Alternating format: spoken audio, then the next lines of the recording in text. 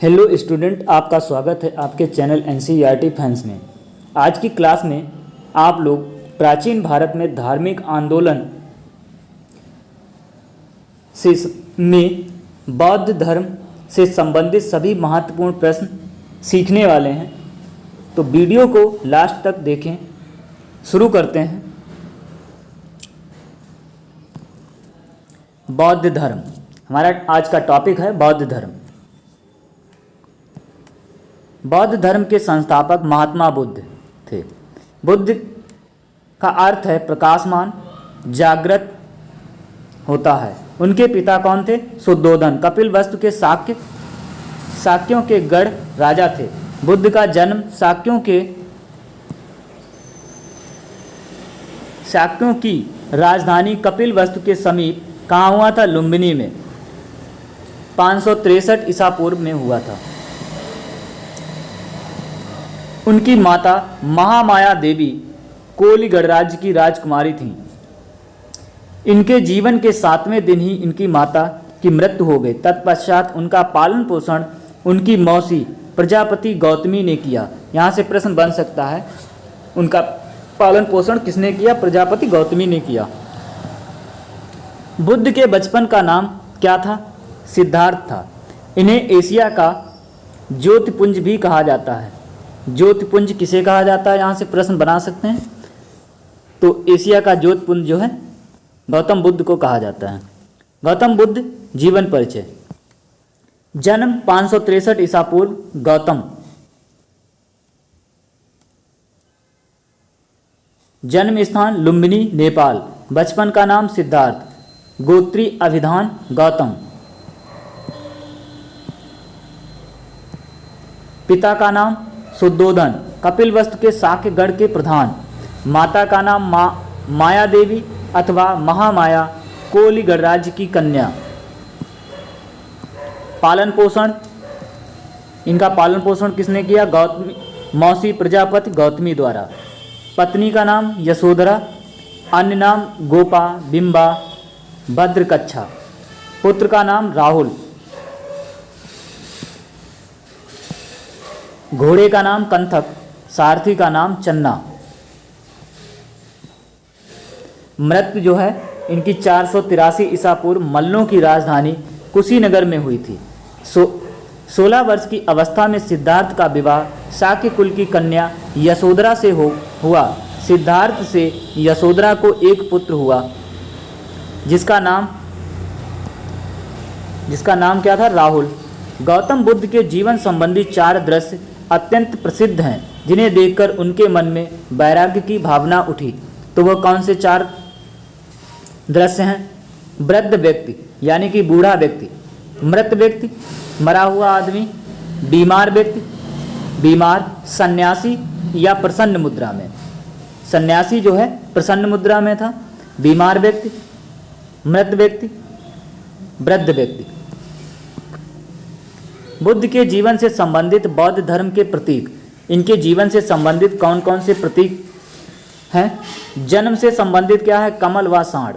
गृह त्याग से घोड़ा। ज्ञान से पीपल बोधि वृक्ष। निर्वाण पदचिन्ह। मृत्यु महापरिनिर्वाण, मृत्यु को महापरिनिर्वाण कहा गया बौद्ध धर्म में। तो स्तूप। सिद्धार्थ ने 29 वर्ष की अवस्था में सांसारिक समस्याओं से व्यथित होकर गृह त्याग दिया। इसको बौद्ध धर्म में महानिष्क्रमण, गृह त्याग को बौद्ध धर्म में क्या कहा गया? महाभिनिष्क्रमण कहा गया। बुद्ध सर्वप्रथम अनुपी नामक आम्र उद्यान में कुछ दिन रुके। वैशाली के समीप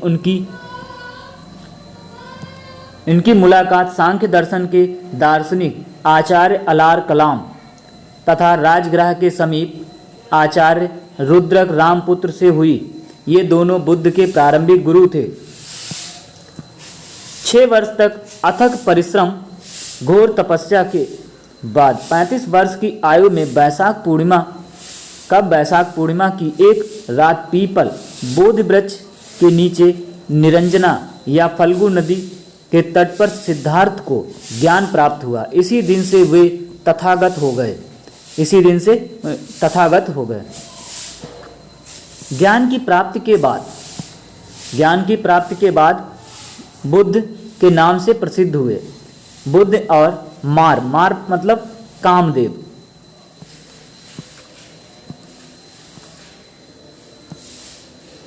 गौतम ज्ञान प्राप्ति के लिए गया। बिहार में निरंजना नदी के तट पर पीपल वृक्ष, कहाँ पीपल के बोधि वृक्ष जिसे कहा गया है, के नीचे दृढ़ निश्चय के साथ अपनी समाधि लगाई कि ज्ञान प्राप्त न होने तक समाधि भंग न करेंगे।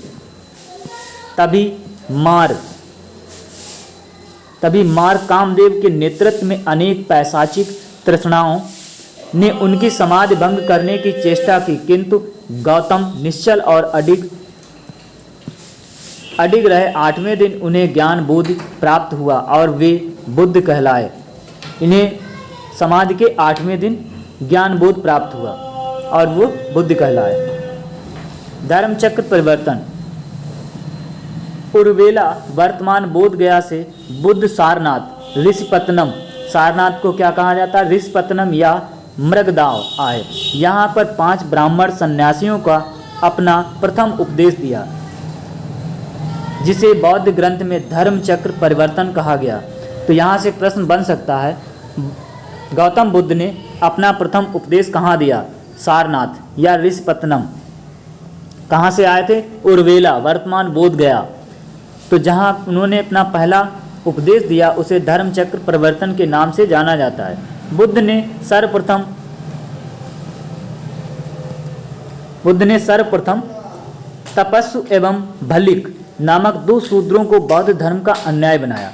यहाँ से प्रश्न बन सकता है कि बुद्ध ने सर्वप्रथम किसे अपना अनुयायी बनाया, तपस्सु एवं भल्लिक नामक 2 शूद्रों को अपना अनुयायी बनाया। बुद्ध के राजगृह पहुँचने पर बिंबिसार ने उनका स्वागत किया।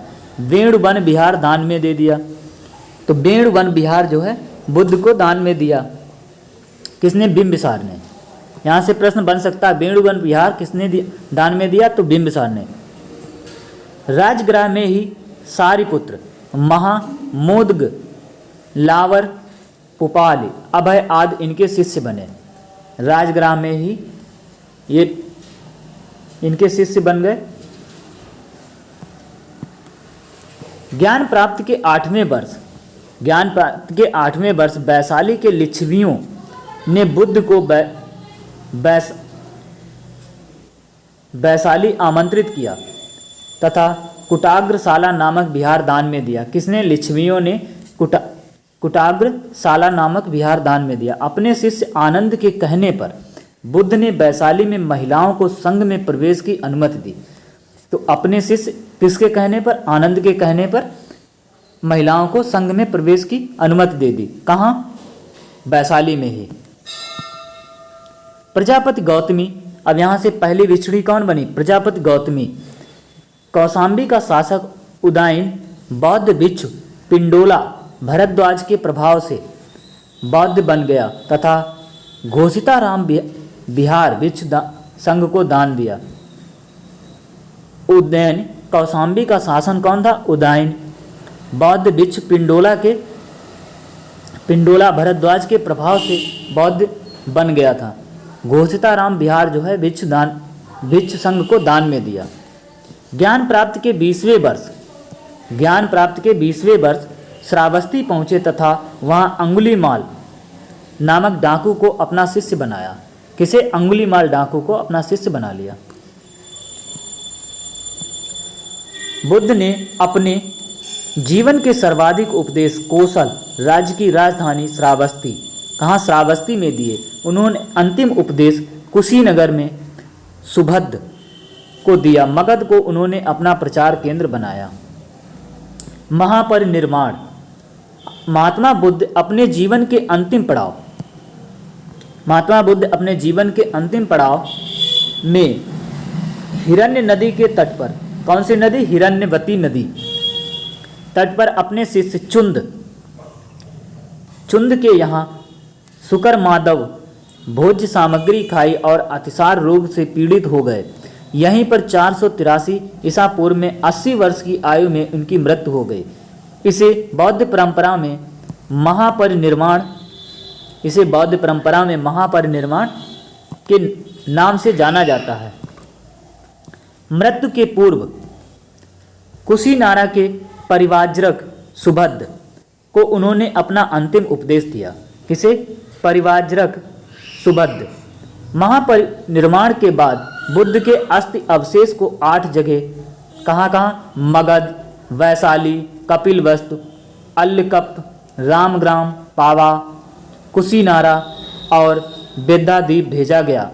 इन्हीं 8 क्षेत्रों में स्तूप बनवाए गए। बौद्ध धर्म की शिक्षाएं एवं सिद्धांत। बौद्ध धर्म की क्या शिक्षाएं हैं और क्या सिद्धांत है? बुद्ध ने आम जनता की भाषा पाली में उपदेश दिए। उनके अनुसार श्रेष्ठ दुखमय, क्षणिक एवं आत्मविहीन है। वे ईश्वर एवं अपौरुषेय वेद की सत्ता को अस्वीकार करते थे। बुद्ध ने जन्म आधारित वर्ण व्यवस्था को अस्वीकार कर दिया। इन्होंने वेदों को और वर्ण व्यवस्था को अस्वीकार किया था। बुद्ध ने प्रतिसमुत्पाद को संपूर्ण जगत पर लागू किया। महात्मा बुद्ध के अनुसार एक वस्तु के विनाश के पश्चात दूसरे की उत्पत्ति होती है। प्रत्येक घटना के पीछे कार्य कारण का संबंध है। कार्य कारण का यही सिद्धांत प्रत्यय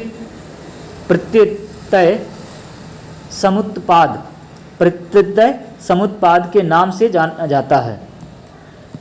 बौद्ध ने निर्वाण प्राप्त करने को कहा, अर्थात इच्छाओं और तृष्णाओं से छुटकारा, जिससे जन्म मरण के बंधन से मुक्त मिले। निर्वाण का अर्थ है दीपक का बुझ जाना। निर्वाण का अर्थ है दीपक का बुझ जाना, अर्थात जीवन मरण चक्र से मुक्त हो जाना। बुद्ध ने मध्यम मार्ग, मध्यमा प्रतिपदा का उपदेश दिया। बौद्ध धर्म के त्रिरत्न। इनके कौन कौन से त्रिरत्न हैं? बुद्ध, धम्म, संघ। बुद्ध, धम्म, संघ इनके त्रिरत्न हैं। बुद्ध, धम्म, संघ। बौद्ध धर्म के 4 आर्य सत्य हैं। कौन कौन से आर्य सत्य हैं बौद्ध धर्म के? 4। दुख समुदाय, दुख निरोधगामिनी प्रतिपदा। अब इन्होंने अष्टांगिक मार्ग भी हो जा।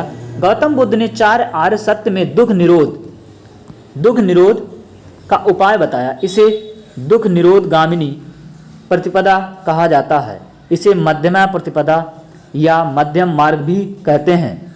इनके इस मध्यम प्रतिपदा में 8 सोपान। कितने? 8 सोपान। इसीलिए इसे यहाँ से प्रश्न बन सकता है, कितने सोपान? 8 सोपान। अष्टांगिक मार्ग भी कहते हैं। इसके 8 सोपान निम्न हैं।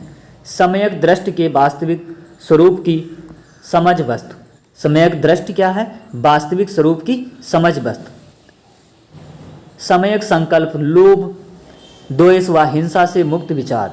लोभ दोष हिंसा से मुक्त विचार। तीसरा है सम्यक वाक मतलब बोलना, अप्रिय वचनों का त्याग। सम्यक कर्मात्, सत्कर्मों का अनुसरण, अच्छे कर्म करने के लिए बताया गया। सम्यक आजीवक, सदाचार युक्त। सम्यक व्यायाम, मानसिक शारीरिक स्वास्थ्य। सम्यक स्मृति, सात्विक भाव। सम्यक स्मृति, सम्यक समाधि, एकाग्रता। तो ये अष्टांगिक मार्ग उन्होंने बताए। बुद्ध के अनुसार अष्टांगिक मार्गों का पालन करने के उपरांत मनुष्य की भव तृष्णा नष्ट हो जाती है और इसे निर्वाण प्राप्त हो जाता है। अब इन्होंने 10 सील भी बताए हैं। कौन कौन से सील हैं? बौद्ध धर्म में निर्वाण प्राप्ति के लिए सदाचार तथा नैतिक जीवन पर अत्यधिक बल दिया गया। 10 सीलों का अनुशीलन नैतिक जीवन का आधार है। इन 10 सीलों को शिक्षा पद भी कहा गया है। 10 सीलों को क्या कहा गया? शिक्षा पद भी कहा गया है। ये हैं 10 सील। कौन कौन से हैं? पहला है अहिंसा, दूसरा है सत्य, तीसरा है अस्तय। अस्तय मतलब है चोरी ना करना।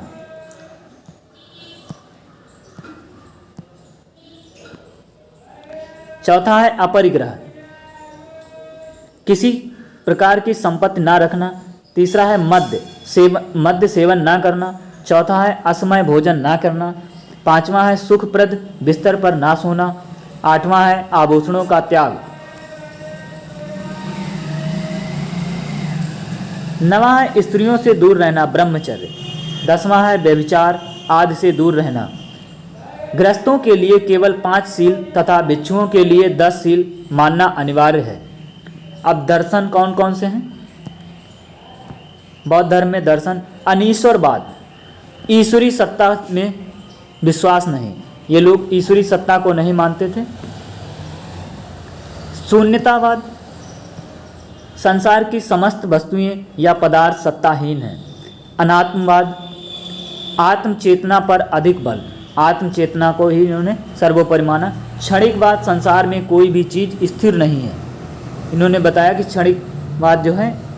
बौद्ध संघ एवं कार्य प्रणाली, बौद्ध संघ कैसा था और कार्य प्रणाली कैसी थी? संघ में अल्पवयस्क, चोर, हत्यारा, ऋणी व्यक्ति, दास तथा रोगी व्यक्ति का प्रवेश वर्जित था।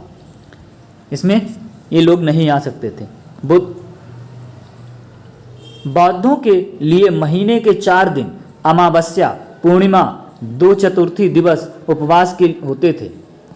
इस महीने में 4 दिन उपवास रखना पड़ता था। बौद्धों का सबसे पवित्र महत्वपूर्ण दिन या त्यौहार बैसाख की पूर्णिमा, बैसाख की पूर्णिमा जिसे बुद्ध पूर्णिमा के नाम से भी जाना जाता है, इसे बुद्ध पूर्णिमा भी कहा जाता है। इस दिन अत्यधिक महत्व है क्योंकि इसी दिन बुद्ध का जन्म, ज्ञान की प्राप्ति एवं महापरिनिर्वाण की प्राप्ति हुई। तो जन्म, ज्ञान और महापरिनिर्वाण जो है इसी दिन हुआ, तो इसीलिए बहुत महत्वपूर्ण है। बौद्ध धर्म के अनुयायी 2 वर्गों में विभाजित थे, भिक्षु और भिक्षुणी तथा उपासक एवं उपासिकाएं। गृहस्थ जीवन में रहकर बौद्ध धर्म मानने वाले लोगों को उपासक कहा जाता है। अब स्तूप के बारे में जानकारी लेंगे। स्तूप का शाब्दिक अर्थ है किसी वस्तु का ढेर। स्तूप का विकास संभवतः मिट्टी के ऐसे चबूतरे से होता है जिसका निर्माण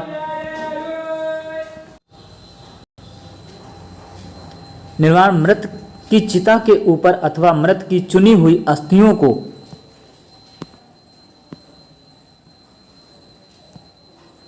रखने के लिए किया जाता है। स्तूपों को मुख्यतः 4 भागों में बांटा जा सकता है। शारीरिक स्तूप, इसमें बुद्ध के शरीर, दांत, केश, दंत आदि को रखा जाता है।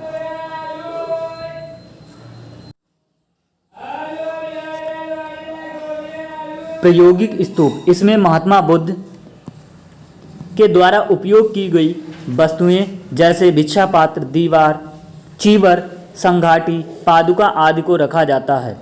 उद्देशिका स्तूप, इनका संबंध बुद्ध के जीवन से जुड़ी घटनाओं की स्मृति से जुड़े स्थानों से था। पूजार्थक स्तूप, इसका निर्माण बुद्ध की श्रद्धा से वशीभूत धनवान व्यक्तियों द्वारा तीर्थ स्थानों पर होता था। स्तूप के महत्वपूर्ण हिस्से, वेदिका या रेलिंग, इसका निर्माण स्तूप की सुरक्षा के लिए होता था। मेज, कुर्सी व चबूतरा था जिस पर स्तूप का मुख्य हिस्सा आधारित होता था। अंड, स्तूप का अर्ध गोलाकार हिस्सा होता था। हर्मिका स्तूप के शिखर पर अस्त की रक्षा के लिए। छत्र, धार्मिक चिन्ह का प्रतीक। सोपान, मेथ पर चढ़ने उतरने हेतु। सीढ़ी। चैत्य का शाब्दिक अर्थ होता है चिता संबंधी। एक चैत्य बौद्ध मंदिर है जिसमें एक स्तूप समाहित होता था। पूजार्थक स्तूप को चैत्य कहा जाता है। विहार, बौद्ध चैत्यों के पास भिक्षुओं के रहने के लिए आवास बनाया जाता था जिसे विहार कहा जाता था। चैत्यों के उपासना स्थल में परिवर्तित हो जाने के कारण उसके समीप ही बिहार का निर्माण होने लगा।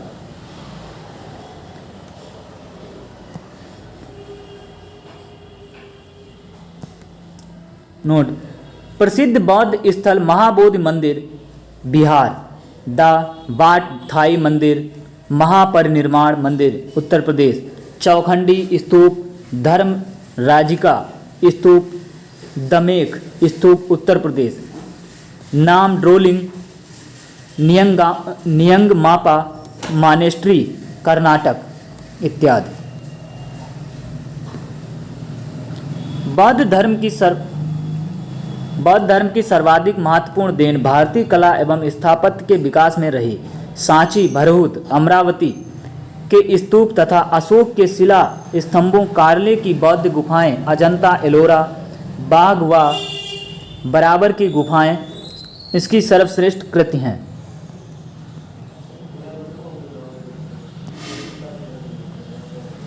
बुद्ध की प्रथम मूर्ति संभवतः मथुरा कला में बनी थी।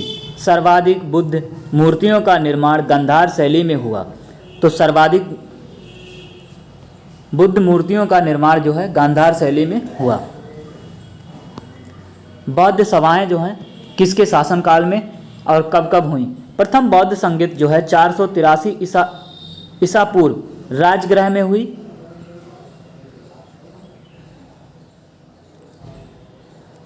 और महाकश्यप जो है इसके अध्यक्ष थे। अजात शत्रु के शासनकाल में द्वितीय बौद्ध संगत 383 ईसा पूर्व कहाँ हुई? वैशाली। सवाकामी अध्यक्ष थे और शासनकाल में कालाशोक के। तृतीय बौद्ध संगत 455 ईसा पूर्व पाटलिपुत्र में हुई। मोगलीपुत्र तिस अशोक किसके शासनकाल में? अशोक के शासन में। चतुर्थ बौद्ध संगत ईस्वी की प्रथम शताब्दी कहाँ हुई? कुंडलवन में। अध्यक्ष वसुमित्र अश्वघोष किसके शासनकाल में? कनिष्क के शासनकाल में। बौद्ध साहित्य के बारे में जानेंगे। महात्मा बुद्ध के महापरिनिर्वाण के उपरांत बाद में यानी कि आयोजित विभिन्न बौद्ध संगतियों में संकलित किए गए त्रिपिटक संभवतः सर्वाधिक प्राचीन धर्म ग्रंथ हैं। ये हैं त्रिपिटक, सुत्त पिटक, विनय पिटक। ये त्रिपिटक कौन कौन से हैं? सुत्त पिटक, विनय पिटक, अभिधम्म पिटक के नाम से जाने जाते हैं। सुत्त पिटक क्या है? सुत्त पिटक का शाब्दिक अर्थ है धर्मोपदेश। सुत्त पिटक में बौद्ध धर्म के सिद्धांतों का उल्लेख है। सुत्त पिटक में बौद्ध धर्म के सिद्धांतों का उल्लेख है। यह पिटक 5 निकायों में विभाजित है। कितने? 5 निकायों में विभाजित है। दीर्घ निकाय इसमें महात्मा बुद्ध के जीवन के आखिरी समय अंतिम उपदेशों, मृत्यु तथा अंत्येष्टि का वर्णन किया गया है। मध्यम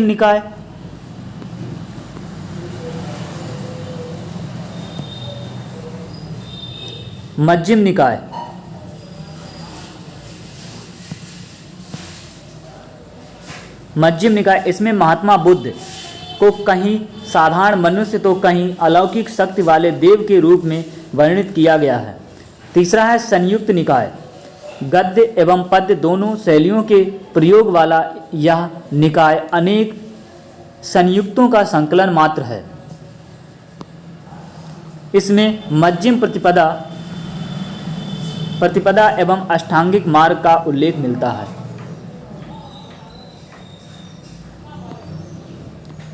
अगुंतर निकाय जो है, अगुंतर निकाय इसमें महात्मा बुद्ध द्वारा भिक्षुओं को उपदेश में कही जाने वाली बातों का वर्णन है। इसमें 6ठी शताब्दी ईसा पूर्व के 16 महाजनपदों का उल्लेख मिलता है। खुद्दक निकाय जो है भाषा व विषय शैली की दृष्टि से, शुद्धक निकाय भाषा व विषय शैली की दृष्टि से सभी निकायों से अलग लघु ग्रंथों के संकलन वाला यह निकाय अपने आप में स्वतंत्र एवं पूर्ण है। सुत्त पिटक की रचना आनंद ने की। तो सुत्त पिटक की रचना किसने की? आनंद ने। अब विनय पिटक, इसमें बौद्ध मठों में रहने वाले भिक्षु भिक्षुणियों के अनुशासन संबंधी नियम दिए गए हैं। बौद्ध संघ की कार्य प्रणाली, इसमें बौद्ध संघ की कार्य प्रणाली की व्यवस्था भी इसी ग्रंथ में उल्लिखित है। यह सुत्त विभंग, खंडक तथा परिवार में विभक्त है। इसकी रचना उपालि, किसने की? उपालि ने की। अभिधम्म पिटक, इसमें महात्मा बुद्ध के उपदेशों एवं सिद्धांतों तथा बौद्ध मतों की दार्शनिक व्याख्या की गई है। एक मान्यता के अनुसार इस पिटक का संकलन अशोक के समय में संपन्न तृतीय बौद्ध संगत में मोगलीपुत्र तिस ने किया। किसने? मोगलीपुत्र तिस ने किया। त्रिपिटक के अतिरिक्त कुछ अन्य बौद्ध ग्रंथ भी पाली भाषा में लिखे गए हैं। मलिंद पन्हो या मलिंद पन्हो, इससे ईसा की प्रथम 2 शताब्दियों के भारतीय जनजीवन के विषय में जानकारी मिलती है। इसमें यूनानी शासक मिनांडर एवं बौद्ध भिक्षु नागसेन के बीच बौद्ध मत पर वार्ता का उल्लेख मिलता है। यूनानी शासक कौन? मिनांडर। किसमें मिलता है? मिलिंद पन्हो में। दीपवंश सिंघल द्वीप श्रीलंका के इतिहास पर प्रकाश डालते हैं वाला 4th शताब्दी ईसा पूर्व में रचित यह ग्रंथ है। महावंश, इस ग्रंथ में मगध के राजाओं की क्रमबद्ध सूची मिलती है। इसके रचयिता मदंत महानाम 5वीं-6वीं शताब्दी में ईस्वी में हैं।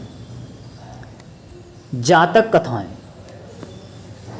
कथाएं, इसमें बुद्ध के पूर्व जन्म की कथाएं हैं। यह पाली भाषा में रचित है। महावस्तु या विनय पिटक से संबंधित ग्रंथ है। बुद्ध की प्रमुख मुद्राएं, धर्मचक्र मुद्रा। बुद्ध की यह मुद्रा उनके जीवन काल के उन महत्वपूर्ण क्षणों के ऊपर केंद्रित है जब वे प्रबोधन के पश्चात सारनाथ के कुरंग उपवन में पहली बार धर्मोपदेश दे रहे थे। अभय मुद्रा किससे जुड़ी है? महात्मा बुद्ध की यह मुद्रा शांति, सुरक्षा, दयालुता एवं भय मुक्तता का प्रतीक है। भूमि स्पर्श मुद्रा, बुद्ध की यह भाव भंगिमा बोध गया में अपने ज्ञान प्राप्ति प्रबोधन की संकेतक है। ज्ञान मुद्रा, बुद्ध के अंगूठे के स्पर्श से चक्र के निर्माण और हथेली से सीने को स्पर्श ज्ञान मुद्रा को प्रदर्शित करती है। बर्द मुद्रा, यह मुद्रा ऊर्जा की प्राप्ति के लिए पूर्णतः समर्पित होने का गुण सिखाती है।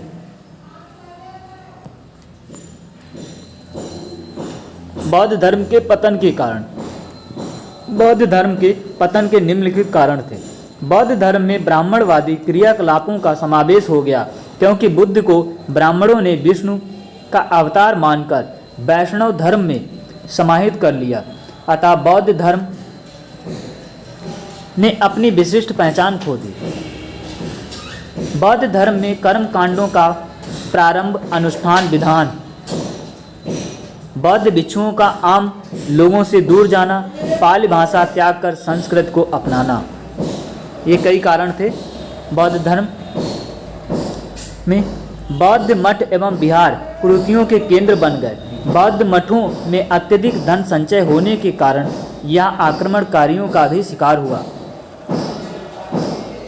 राजकीय संरक्षण का अंत, इसको राष्ट्रीय संरक्षण भी नहीं मिला। शुंग, कन, आंध्र, सातवाहन तथा गुप्त वंशी शासकों ने ब्राह्मण धर्म को संरक्षण प्रदान किया, बौद्ध धर्म को नहीं।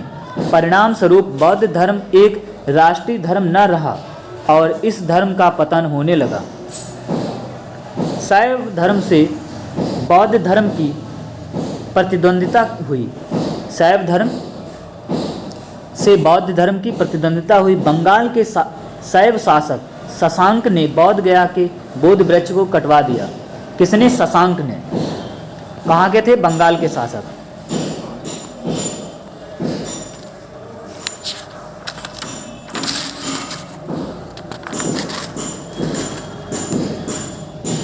तो आज के लिए इतना है।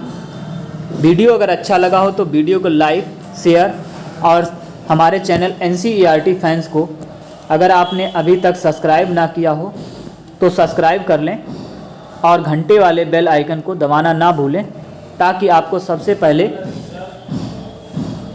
वीडियो की नोटिफिकेशन प्राप्त हो सके और आप जुड़े रहें ऐसे ही महत्वपूर्ण क्लासों के लिए।